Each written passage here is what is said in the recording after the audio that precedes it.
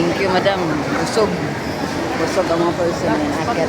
Pag nakuha natin, mga laloli, kumagyan. Okay na. Hindi natin sa amin. Or talaga naman. Talaga. Yung Jollibee tayo, kahit tayo sa... Ikain na na. Bibili natin take out. Ikain na natin. Tapos magtatanong, asan yung atong patay tayo? Wala na, nabusog na kami. Pero kaya, mayroon. Ayan kayo! Mamaya ano pa? Saan ba dyan? Gusto ni Madam Jun. Kasi naman TV.